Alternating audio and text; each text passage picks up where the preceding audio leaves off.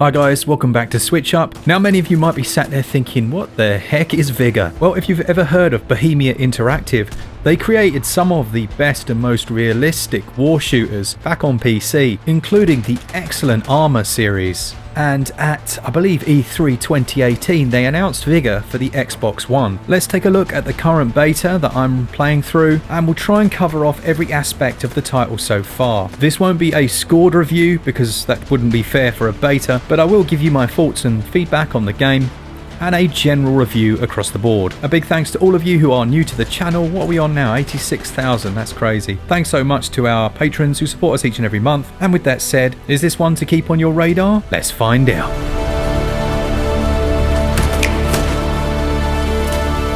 It runs on the Unreal Engine, and I best describe it as a looter shooter. So you're in a post-apocalyptic Norway, and in a similar vein to a game like Fortnite or PUBG, you'll be entering areas with a few other players. Now that's really where the similarities end. Let me explain how the game works. At the beginning you can create your own character. Now as it stands right now, the amount of customization you can do to your character isn't a great deal visually. You can change the face type, the sex, and then tweak the clothing a little bit. Now we'll get a bit more onto that in a minute, but once you've got your character designed, you'll then be dropped off in your own house. Now this is where they've differentiated themselves from every other battle royale style game. This is very clever and I like this a lot.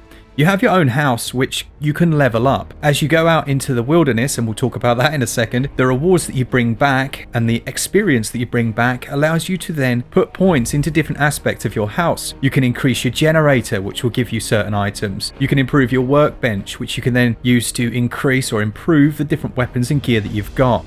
There's a shooting range here as well, so that you can then go and practice using all the guns that you've acquired. And there's also an area where other players can come and then trade with you, which is a really nice addition. Now, this area acts as its own hub, and it's from here that you use the map to then go out scavenging. Now in the beta, which I'm playing through at the moment, you can only do quick match, but in the full game there'll be various different types of scavenging attempts that you can make. Now the quick match will put you into a random level, and you'll be joined by a few other players. From within this screen, you can spend the currency that you've earned in the game to increase the potential chances of the loot. You can also put an insurance policy on your character so that if you die within this run, you keep your starting gear, which is essential, especially if you've found yourself some really nice weapons. At the beginning of the round, you're shown a map with the different key areas on it, and from here you can plot different paths. Now your main aim is to get in and get out alive while acquiring some new gear and loot. As with any game like this, if you played something like Dayz, the vast majority of players will be kill on sight, but you can say hey and wave and do other things to try and find some friendly players, but really you've just got to be on high alert at all times. As with something like Arma, which was a shooter that Bohemia created a long time ago now, the weapon physics are actually very good, and also your character, you can go prone, you can crouch, you can creep. What I will say about the beta at the moment though is there are a number of issues which will probably be quite obvious to you if you're watching the video. The first of those being the visuals. Unfortunately on the Nintendo Switch at the moment, they're very blurry. Overall performance in terms of frame rates is quite decent. It's running around about 30 plus, but with that blur on everything, it does make it very difficult to see what you're doing at times, particularly in handheld. Another area that needs to be improved is the controls. At the moment, we don't have gyroscopic aiming, which again, for those precise headshots is quite important.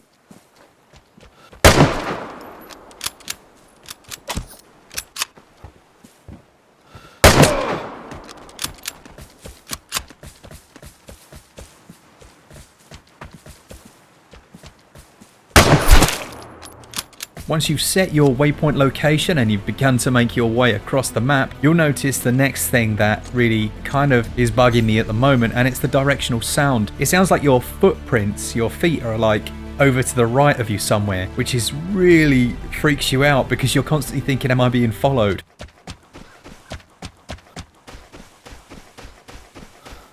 Now all of these things are obviously being worked on, and as beta testers and SwitchUp are beta testing the game, we're feeding back to the developers and they're improving things all the time. So by the time you see the game, it won't have this stuff. Now when you enter the level, there's that moment where you know that every other player is in a different corner of the map, You know they're all going to be going to the centre to find gear, but unlike something like Fortnite or PUBG, you don't have to worry as much about, well, I need to be the last man standing. In fact, your focus is very different. It's much more of a survival game, because once you've gone into town and got the loot that you want, you can leave at any point through an exit. It creates a very different feeling of game, and I've really enjoyed just not thinking, well, I'm going to die eventually, because actually you very often don't die at all, and if you're careful, you can get the drop on players, take all of their loot, and then leave with much better rewards. Now, I mentioned right at the start about the different clothing, and as you level up your experience, you'll also get, and this is where some of you are going to panic, there are different types of loot box. Are they loot boxes or loot crates, something like that, that you're awarded as you play through the game. Now these can then be unlocked in your house, which reveals new gear, etc. It's unclear as it stands right now how this will work in the full release, whether you'd be buying this stuff, or I know there is a currency system, again, that isn't live at the moment, so they're giving beta testers that currency as your normal reward. So for us at the moment, it feels just more like a normal with air quotes, game where you get normal experience and then can spend it, but it remains to be seen how that's going to work. Now what I do like is the looting system. Certain buildings are much trickier to get into, and you'll have to pull boards off of the outside, and this makes an absolute racket, and you just know there's going to be someone waiting on the other side to put an end to you, but that risk reward is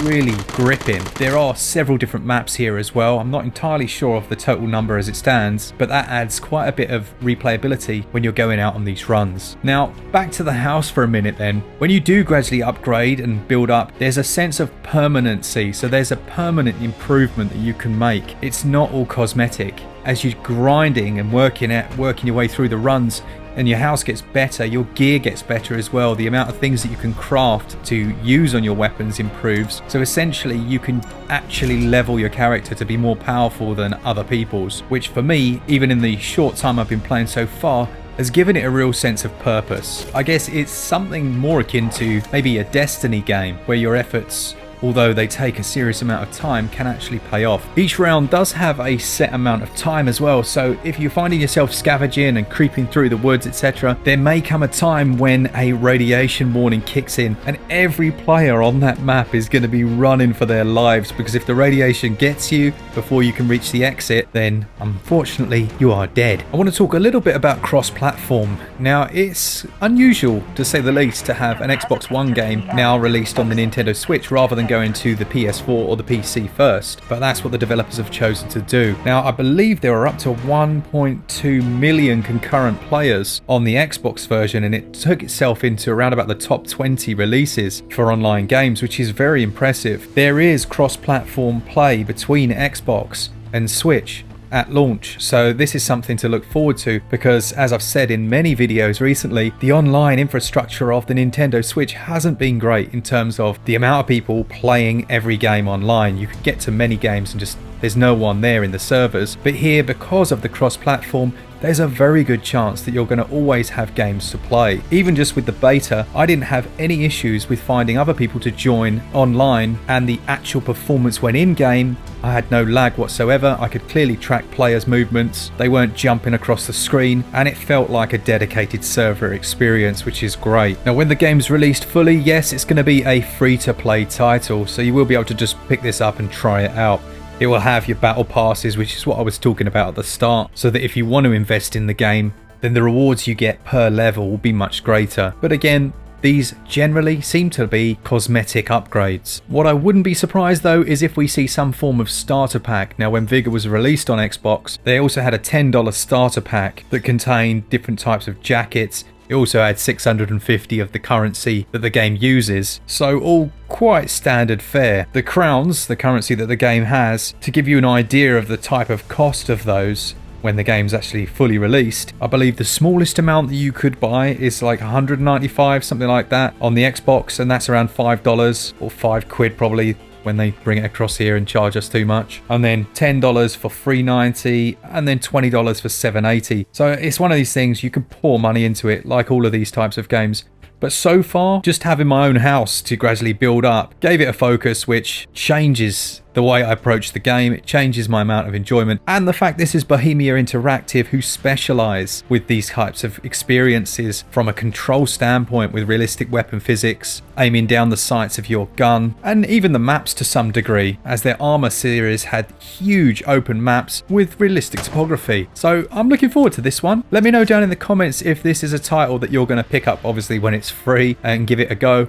I think it's one that I'm certainly going to be putting a good chunk of my time into. Now, when we get a full release, I'll be sure to do a proper SwitchUp review, or at least a performance review, something along those lines, to give you a score at the end. It wouldn't be fair for me to score the game now because, well, it's a beta. It wouldn't make any sense. But as always, a big thanks to all of you who enjoy our content, who are subscribed to the channel, and for all things Switch, all the time, keep it Switch up. Cheers, guys. See ya!